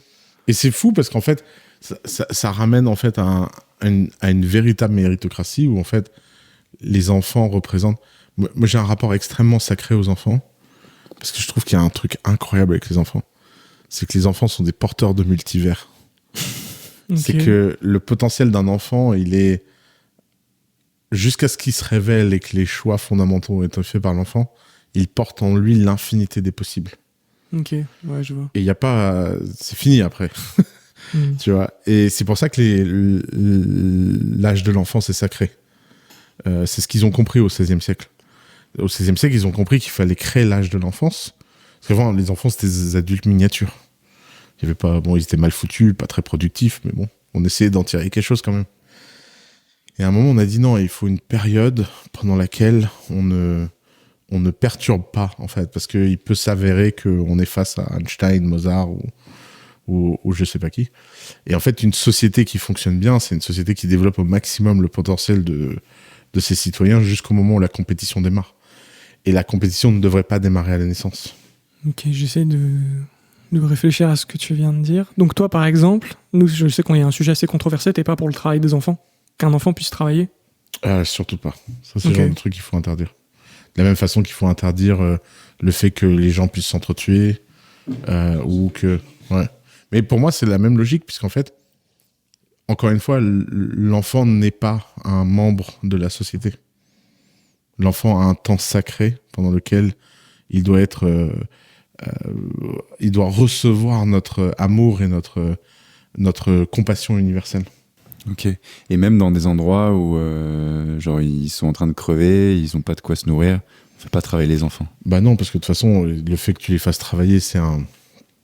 En fait, le fait qu'il y ait des endroits où les gens n'arrivent pas à se nourrir et les gens sont en train de crever, c'est très très très souvent par manque de libéralisme. Okay. Tu sais, les pays pauvres sortent de la pauvreté très vite. Hein. On sous-estime à quel point un pays peut sortir de la pauvreté avec un peu de libéralisme. Hein. Et d'ailleurs, les pays pauvres font tout pour rester pauvres de ce point de vue-là. Et tu parlais souvent, ça avantage une caste qui est au pouvoir. Et tu parlais de compétition, et tu penses pas que c'est quelque chose qui est inhérent, peu importe l'âge, il faut juste pas l'entretenir. Parce que je me dis... tu vois très bien... Après, c'est peut-être créé par l'école. Que 100% des systèmes qui développent le plus le potentiel des génies sont des systèmes anti-compétitifs. En fait, la compétition, ça doit venir quand les gens sont prêts à rentrer dans le game. C'est un peu comme une plante. Si tu mets les plantes trop vite en compétition et que tu les protèges pas dans leur évolution première, tu peux pas développer des super hybrides très nutritifs. T'as besoin en fait, t'as une temporalité entre le moment où les gens se préparent à rentrer dans la compétition et le moment où les gens sont dans la compétition. Et cette temporalité, alors, je sais pas si elle est jusqu'à 16 ans, 18 ans, 15 ans, 12 ans, peut-être qu'en fait, on devrait pouvoir commencer à travailler avant 18 ans. Peut-être que l'espèce d'arbitraire de 18 ans, de dire l'enfant c'est 18 ans, c'est peut-être un peu bizarre. Ça, je suis très ouvert à cette discussion-là. À mon avis, ça se testerait très facilement. Tu pourrais faire des cohortes et voir l'impact. Mais une société qui investit massivement sur ses enfants a un retour sur investissement asymétrique et disproportionné. Et ça a été prouvé économiquement des milliers et des milliers et des milliers de fois. La Suède et la Finlande et la Norvège étaient des pays pauvres qui n'arrivaient pas à sortir de la pauvreté. C'est l'investissement infini sur leurs enfants avec la réforme du système scolaire qui a créé un niveau de richesse et de prospérité assez fou. C'est juste dommage qu'ils soient basculés du côté du socialisme après avoir été aussi très très libéraux, hein, tu sais, en termes d'indices. Ouais, alors. Tiens, regarde la Suède, qui est un pays, je crois qu'ils sont 17e en liberté économique dans le monde. Hein. Ouais. Après, ils ont un modèle social très fort. C'est vrai qu'alors c'est pas notre socialisme français pourri. C'est vrai qu'ils ont un modèle social qui fonctionne mieux. Après, j'ai quand même l'impression en fait, le capitalisme généralement fait que tu produis de la richesse et que tu as une croissance assez perpétuelle et que tu arrives quand même à un point d'inflexion où quand tu commences à trop adopter le socialisme, tu finis par consommer toute la richesse que tu as créée. Et j'ai quand même l'impression que ces pays sont en train de basculer de l'autre côté. Nous, on a basculé depuis 50 ans. Et j'ai l'impression qu'eux, ils sont un peu en train de partir je connais pas assez sur cette tangente. Tu vois qu'ils commencent à avoir vraiment pas mal de problèmes. Ouais. Moi, j'ai l'impression qu'ils ont découvert l'immigration et ils ont pas compris le coût à leur système de ça. Mais à part c'est ça. C'est que là, ils sont un peu comme nous, où il y a 50 ans, c'était trop bien maintenant. Et en fait, finalement, c'est peut-être pas si joli. Après, ça reste plus désirable que chez nous, j'ai l'impression. Mais je me demande s'il n'y a pas... Mais en tout cas, ça, pour le coup, ça n'a rien à voir avec l'investissement qu'ils ont fait dans leur éducation. Ah oui, ça par contre, je suis complètement d'accord. Nous, on le voit chez nous. Hein. Nous, on a fabriqué que des idiots. En plus, on est le produit de ça, parce qu'on a 26 ans, donc on a fait l'école récente. Sincèrement, j'ai jamais été aussi heureux depuis que j'ai quitté l'école. Et j'ai jamais aussi peu appris que quand j'étais à l'école. Ouais, c'est un problème, ça. Et c'est assez catastrophique. Et je voulais rebondir justement, c'est sur cette théorie, c'est une théorie que Schumpeter développe dans un livre Capitalisme, Socialisme et Démocratie, où en fait le capitalisme combiné à la démocratie mène au socialisme, parce qu'au final tu finis toujours par vouloir redistribuer la richesse. Il y a toujours un mec qui arrive, il y a un peu une espèce de force populiste qui dit il y a quand même des pauvres, il y a quand même des inégalités, je vais les combler, et on est suffisamment riche et prospère pour le faire. Tu crois en la démocratie, toi ? Pour toi, c'est un bon système ? J'ai découvert que j'étais pas démocrate, effectivement. Mais j'ai jamais réussi à être convaincu d'un système alternatif. Donc, le pire des systèmes, à l'exception de tous les autres. Il y a un truc qui commence à m'enthousiasmer intellectuellement. Je me demande s'il n'est pas possible d'imaginer un monde dans lequel on peut avoir un système de gouvernement hybride grâce à l'IA. Et si tu te dis que l'IA va avoir un impact politique et social, c'est quoi le nouveau contrat social si ASI ou AGI existe ? Parce que si tu réfléchis à super intelligence et que tu te dis qu'il y a une intelligence artificielle qui est du niveau des organisations, pourquoi tu lui confierais pas l'organisation de la cité ? Mais dans ce cas-là, la question, c'est que la démocratie, c'est la pondération des weights. C'est comment tu influes cette IA sur les décisions qu'elle prend, quelle quel corpus idéologique tu lui donnes, etc. Mais j'ai l'impression que on est à l'aube d'une très très très grande transformation des systèmes politiques à cause de l'IA. Je te donne un exemple qui, moi, m'intéresse. Moi, j'ai souffert d'énormément de discrimination à la frontière en voyage. US, machin, je m'appelle Oussama. Si une IA regardait ma data, les portes s'ouvriraient immédiatement. Si une IA regardait mes conversations privées, déterminait mon niveau d'islamisme, mon niveau d'amour de l'Amérique et faisait une note, jamais j'aurais eu un problème à la frontière. Ouais, mais ça ressemble à une bonne idée qui tourne mal, tu vois. Mais c'est le sujet, parce que c'est pourquoi ça tourne mal. Ça tourne mal parce que c'est centralisé. Mais imagine que c'est vraiment décentralisé, auditable et transparent, et que ça fonctionne grâce à une crypto, et d'un seul coup, tu imagines des institutions qui sont à la fois intrusives en data, mais incroyablement libertaires en contrôle. J'ai l'impression que ça ressemble beaucoup à une utopie. Eh ben, je pense pas, techniquement. J'ai l'impression qu'il y a quand même une corrélation inverse dans l'auditabilité de l'IA et ses performances, et que c'est un peu... Je pense pas que ce soit vrai, parce qu'en fait, tu vois, par exemple, quand tu regardes les benchmarks ou les rapports techniques de ChatGPT, tu vois que tu peux aller très très très loin dans l'auditabilité de l'IA. Hein. De savoir pourquoi elle a pris sa décision. Ouais. Parce qu'après, elle peut te l'expliquer dans ses termes, mais souvent, c'est quand même des boîtes noires. Mais... Justement, c'est pas le sujet. Regarde, le sujet, c'est qui évalue la boîte noire. Tu t'en fous de comment elle a calculé. Tu veux savoir quel est l'outcome par rapport à la situation. Et tu veux que ça, ce soit auditable démocratiquement. Et à mon avis, parce que tu peux pas former 3000 agents à la frontière américaine à pas être raciste. Eux, ils voient Oussama, ils disent il y a un problème. Alors qu'en fait, à côté de ça, peut-être que Jean-Édouard est lui le problème, en fait. Et c'est un vrai sujet. C'est un vrai sujet de sécurité. On peut pas être naïf. Tous les gens qui disent ah ouais, moi je suis contre la surveillance, contre les services secrets, contre machin. Ouais, frère, va vivre dans le monde d'où je viens, moi. Je peux vous dire que la menace, elle est réelle. Mais c'est pas parce que la menace est réelle que la méthode pour lutter contre cette menace aujourd'hui est efficace. Et c'est là où, en fait, la démocratie est très bizarre. Ok. Mais du coup, on est d'accord que ton utopie de la démocratie, c'est plus quand même quelque chose qui ressemble aux États-Unis à leur création, avec une république démocratique, pas une démocratie comme on a en France, par exemple. Et justement, alors déjà, en France, on n'a pas une démocratie, on a une aristocratie bizarre, républicaine. On a une dictature de fonctionnaires. Ouais, c'est ça. En fait, la France, on avait l'aristocratie, le clergé, le tiers-état, et on a gardé les trois. Donc les clergés, maintenant, c'est les médias. L'aristocratie, c'est les hauts fonctionnaires. Et le tiers-état, c'est les politiques et les entrepreneurs. Tu vois, c'est un peu et le peuple français. Donc on n'a pas réussi à sortir de ce paradigme. Les États-Unis sont une république. Ok, bon, c'est une république un peu bizarre parce que c'est un État à deux niveaux, fédéral, etc. Donc effectivement, première question, existe-t-il une démocratie qui ne soit pas autre chose que localiste? Parce que par exemple, moi, je suis un très, très grand communiste dans ma famille. Je pense que l'échelle familiale, le seul fonctionnement d'une famille qui fonctionne pleine d'amour, c'est le communisme. Moi, ces familles qui font les comptes entre eux pour savoir qui a dépensé quoi dans le frigo, je n'ai jamais vu de bonheur là-dedans.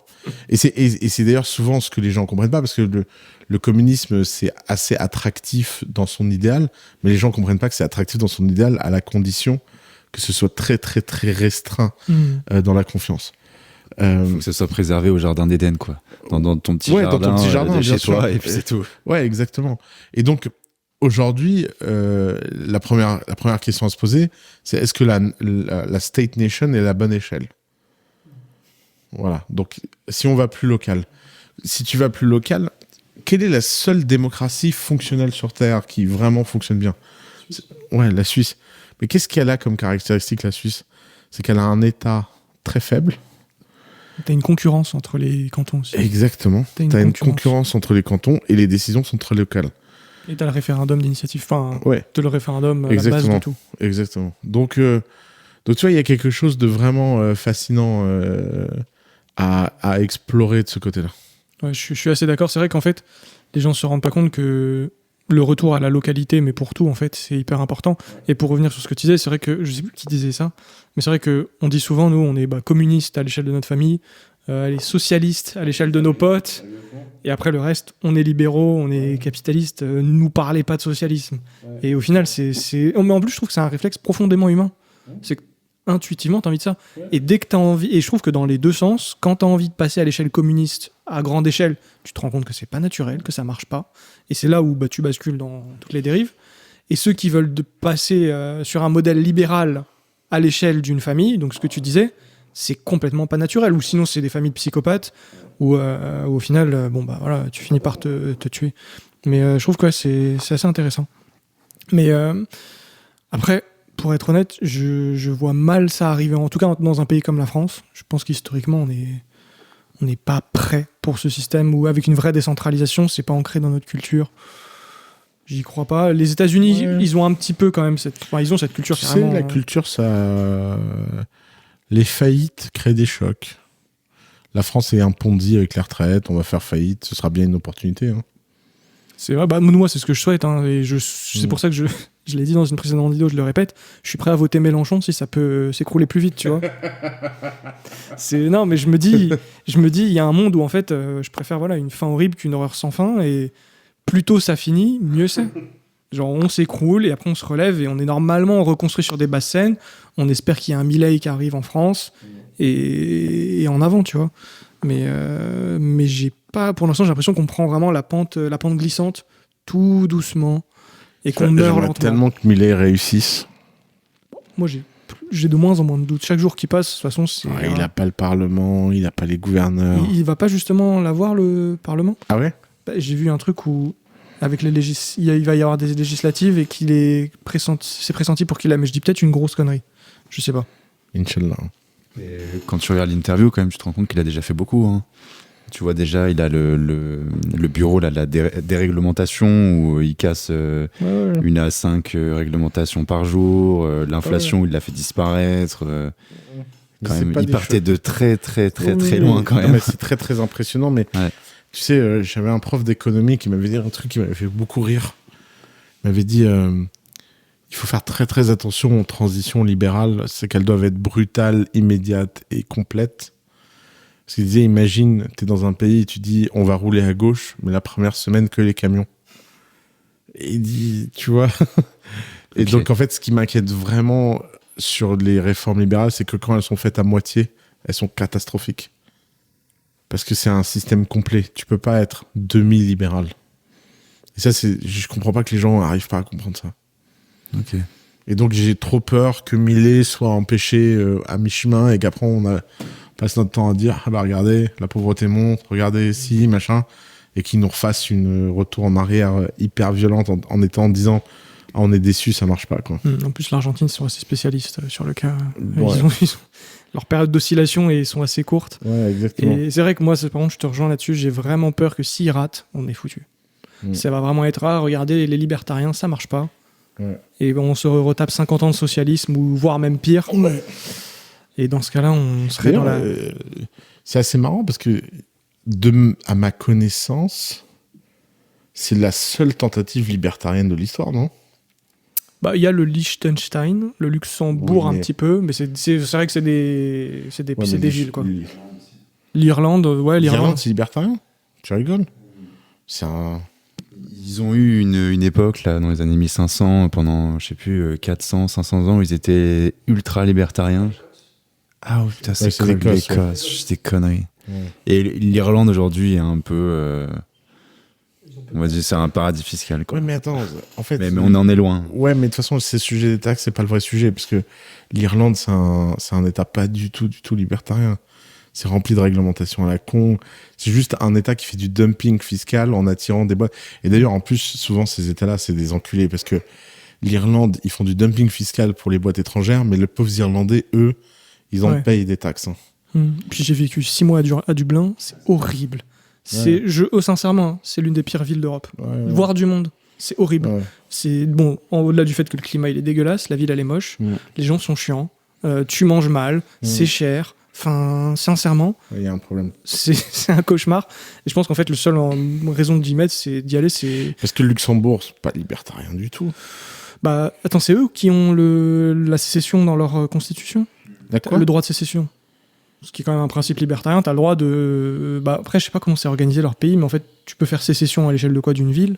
Ouais, je pense d'un quartier. Ok, d'un quartier, parce que ouais, c'est une ville. T'as le droit de dire je fais sécession et on fait bande à part. Ah ouais. Donc c'est quand même un principe libertarien de base où tout le monde se dit c'est le truc à faire. Et ce qu'on reproche par exemple à Millet, enfin ce que les anarchapes reprochent beaucoup à Millet, c'est de ne pas avoir mis en place le principe de sécession pour ceux qui, dans le cas où justement ils deviendraient cons et qui se mettraient à faire de la merde, que des gens puissent dire bah nous voilà, on n'est plus dans la même team, on repart sur un autre projet plus libertarien. Pour finir sur une touche d'optimisme, où est-ce que tu vois le futur, toi? Où est-ce que tu te projettes? Où est-ce que tu te dis, tiens, là, il y a de la liberté, je sais pas, je vais pouvoir vivre avec mes bitcoins, avec mes enfants tout le reste de ma vie. J'ai choisi Dubaï, on verra si c'était le bon pari. Mais okay. Pour l'instant, je suis quand même très heureux. Et c'est paradoxal que cette monarchie soit un havre de paix libertarien, mais on verra.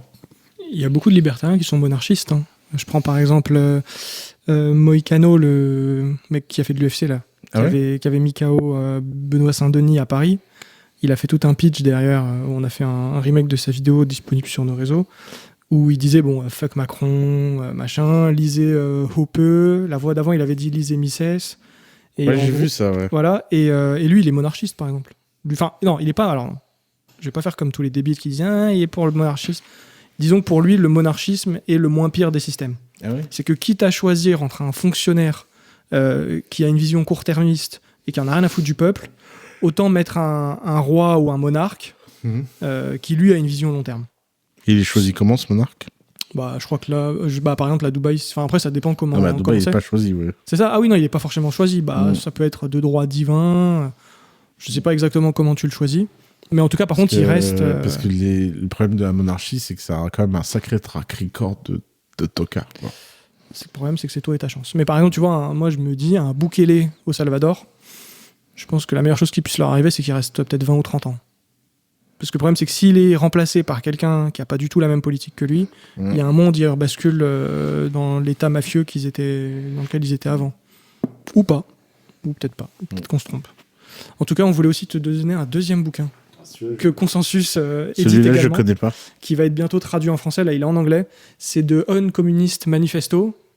Donc, c'est pour la petite ref à tonton Marx, mais dans l'autre sens. C'est-à-dire que là, c'est l'inverse du communisme mis dans un petit manifeste facile à lire. On vous met tous les liens dans la description. C'est chez Consensus. Puis, il y a aussi plein d'autres livres. Donc, n'hésitez pas. Merci pour ce moment. C'était cool. Merci à vous. C'était cool de parler de sujets aussi différents. C'est ça, on s'est fait un sans permission, mais... Version plus intello. J'ai pas cette prétention, mais si tu le dis, ça fait plaisir en tout cas. Non, c'est cool. Merci beaucoup pour ce moment, et puis on espère se revoir un de ces jours. À bientôt. Ciao.